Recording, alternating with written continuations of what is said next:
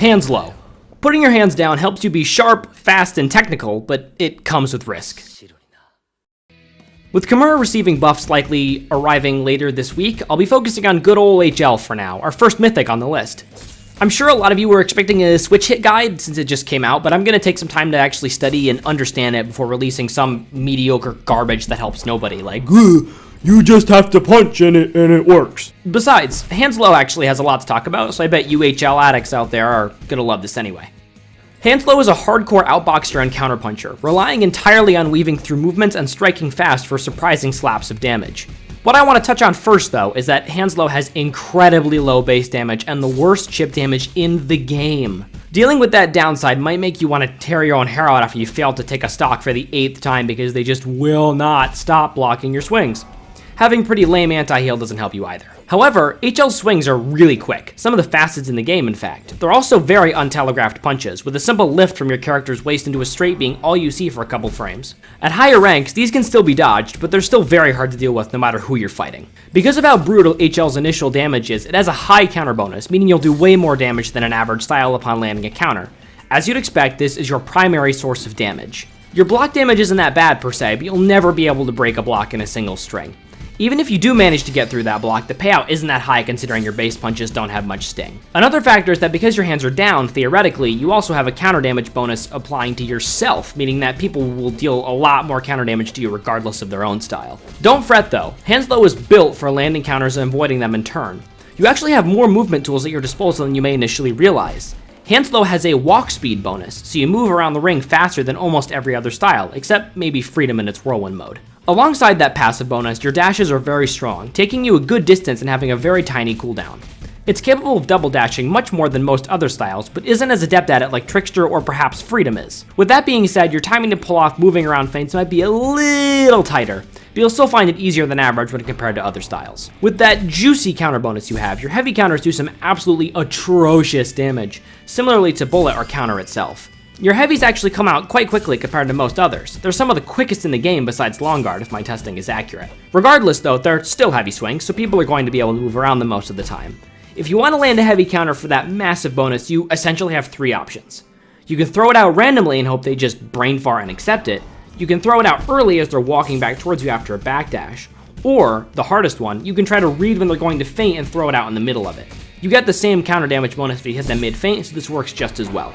If you manage to make any of those work, the amount of damage is the game's best jump scare imaginable. Not only do they do that, but they actually jump scare you, and this is what they do. You see it, they jump scare you, and it's actually disgraceful. Since you have so much movement when it comes to footsies and the speed of your punches, your block is pretty below average and will crumble quickly. If a style that does high block damage manages to get you, like Smash for example, you're almost guaranteed to take some raw damage to the face.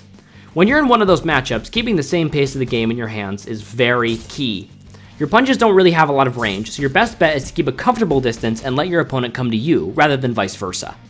If you've countered them several times to where they've built up a lot of healable health, push the offensive and get a quick perfect dodge to solidify everything you did before scooching away. Plus, of course, adapting is very key for hands low. Working off of counters is the only major edge you have if you need to outdamage your enemy.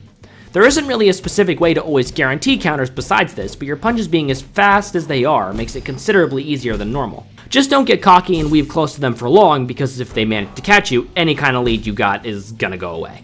Move in, get your counters, and move out, and then try for that heavy if they come after you. Because of the speed of your swings, your feints are really quick and difficult for anyone to dodge, regardless of if they know it's coming or not. You generally might not even need to feint if you manage to keep your spacing and counters up, but just another thing to keep in mind. Feinting is always useful, obviously, and opponents who are fond of swinging might eat a counter from your light swing follow-up anyway. Hands low's ult is actually pretty unique, too. It only does 45% damage, but has a special effect. Midway through your ult, your attacks will blind your opponent. While blinded, the right side of your opponent's screen will be completely black, obscuring their vision for the duration of the effect, which is about 15 seconds. This effect only takes place if your ult does not kill. If your ultimate knocks them down, it will do only that and won't apply the effect into the next round. So, the obvious ploy here is that this incentivizes the use of an early ultimate that doesn't kill, so as to take full use of the effect. Dashing to your left while they're blinded will temporarily remove you from their vision, forcing them to either run or guess what you're going to do. While risky, this ability has the potential to take someone down seriously early into a round if you know what you're doing. Since your swings are so quick, you can likely catch a person off guard by dodging left or right out of nowhere and then opening fire. Whether they're blinded by your ult or not, such a quick movement can be difficult to react to. Above all else, remember your speed if you're stuck in close quarters with somebody. Focus on moving out of the way before unleashing an attack, and prioritize figuring out just when they want to attack you back to smack them in the face. Henslow is also pretty good at doing a 1-2 tap with a light counter swing with a heavy immediately after. Use this sparingly, but try it out if you have a feeling you can surprise someone by randomly confirming your damage, and tacking some bonus onto it.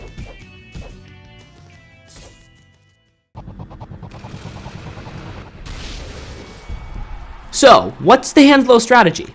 Well, since it's such an outboxer and is good at playing around punches and whiffed swings, sticking to your strengths is really key. Don't try to be too heavily offensive if you can help it. One wrong move will send you to the gutter if you're fighting a strong infighter. Because of that, using Henslow can be really risky. Fighting someone who knows how not to be countered and is able to escape your light swings is going to be a challenge regardless of how educated you are. That doesn't mean panic though. Like I said before, tap them as much as you can, move out, and look for that opening. Master the art of prediction and weaving while slamming your heavies home when you can, and that damage will stack up faster than you expect. With our first myth and guide now complete by me, Dave Pyramid, I'm sure you'll be a speedstar pretty soon. I'll catch you on the flip side, and I hope you learned something. Peace! Let me break it down for you, Mark.